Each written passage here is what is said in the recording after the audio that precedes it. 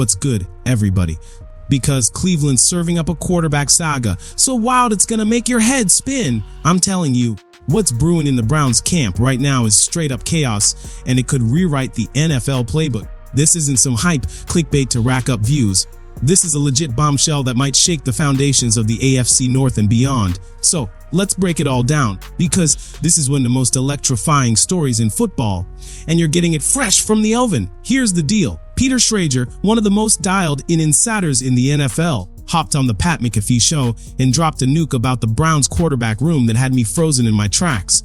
I was watching live, scrolling X on my phone, and when he said it, I had to put everything down. Did he really just hint at that? If Schrager's sources are on point, and let's be real, this guy's got his finger on the pulse.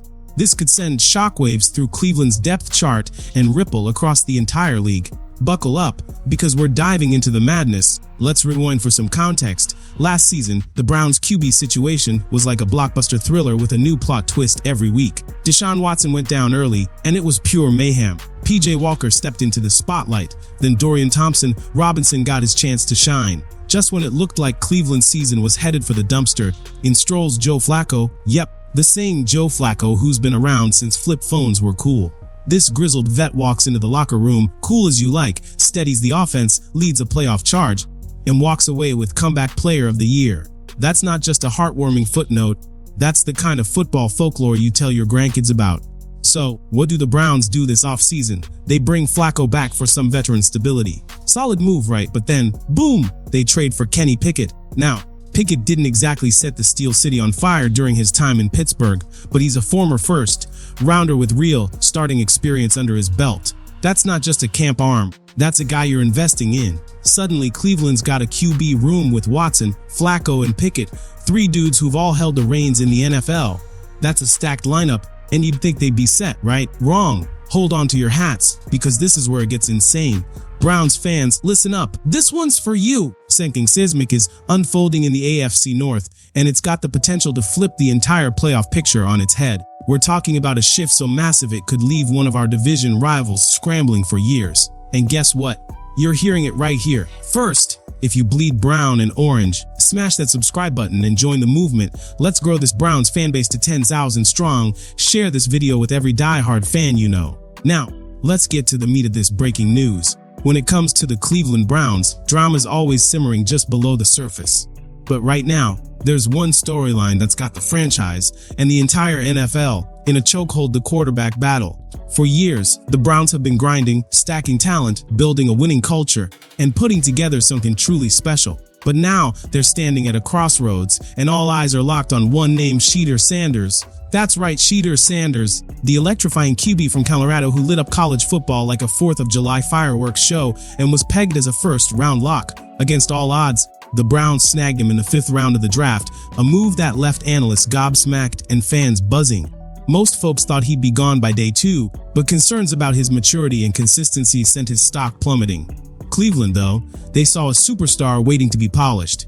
Here's where things get messy. According to insider Ashley Bastock, Sanders hasn't been getting meaningful snaps with the first-team offense yet, which has some fans raising their eyebrows. They figured he'd be thrown into the deep end right away, ready to take the league by storm.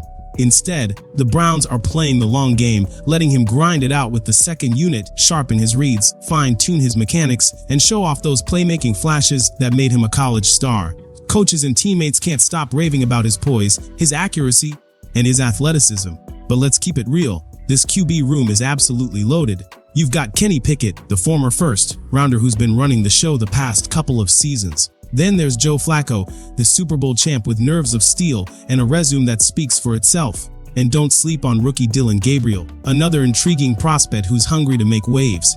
It's a high-stakes chess match, and every throw, every rep, every decision is being dissected under a microscope. The big question on anyone's mind: will Shedeur Sanders get a legit shot to start week 1, or will he have to bide his time, soaking up knowledge from the sidelines before he gets his chance? Coach Kevin Stefanski's keeping things diplomatic, preaching equal opportunity for all his QBs. But let's not kid ourselves, the Browns are in win-now mode. They don't have the luxury of sitting around waiting for long-term projects to pan out. Quick pause right here. If you want YouTube to keep pushing out the latest Browns news and insider scoops, drop a like on this video. It takes 2 seconds but helps the channel big time. Thanks y'all. Now, let's get back to the fire. This quarterback battle isn't just about who's got the strongest arm or the best stats in practice. It's about vision, identity, and urgency. What kind of team are the Browns trying to be? Do they play it safe with the battle-tested vets, or do they roll the dice on youth and upside? Pickett's got the starting job for now, but his grip's not exactly ironclad. The pressure's mounting and the fan base is split right down the middle. Half want to stick with the known quantities, the other half want to unleash Sanders and light a fire under the franchise. One thing's for certain, this is the kind of drama Cleveland lives for, and the season hasn't even kicked off yet.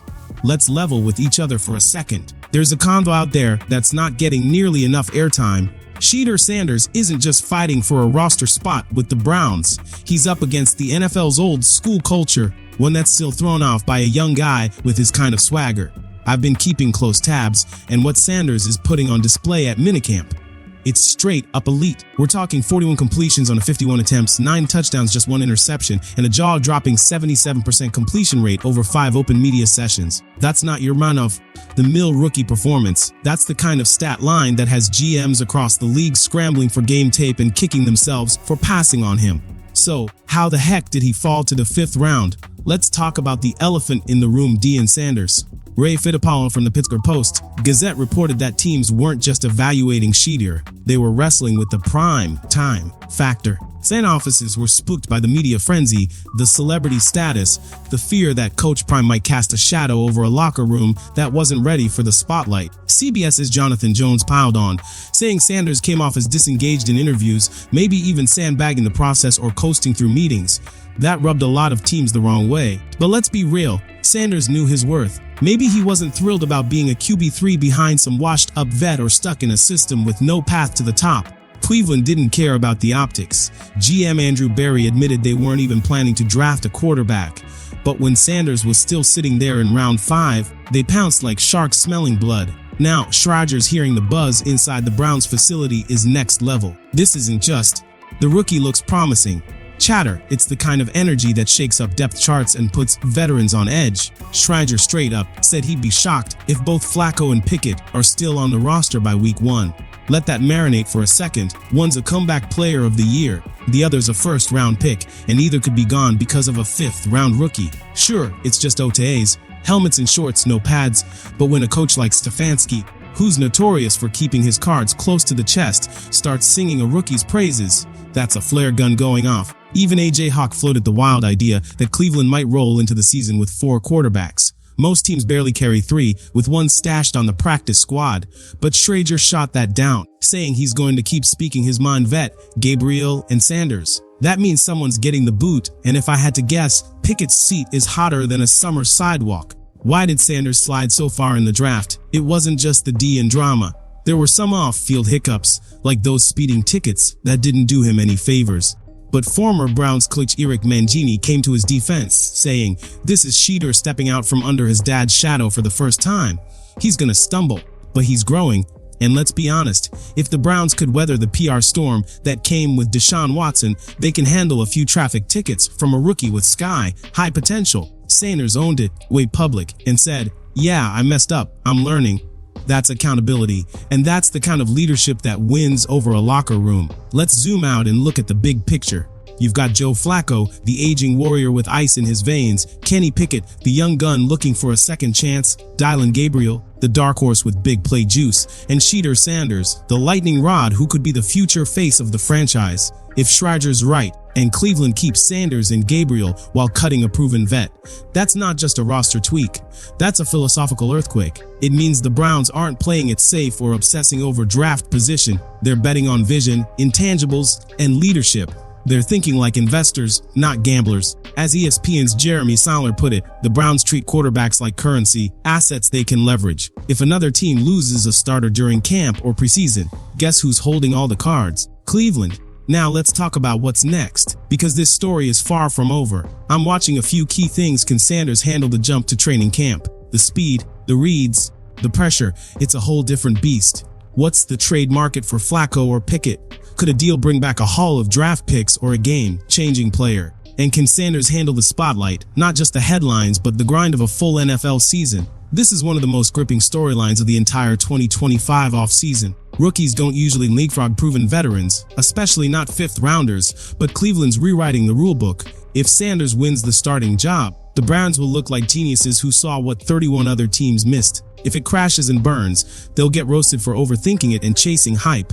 Either way, the NFL's got its eyes glued to this drama. Alright, let's bring it home.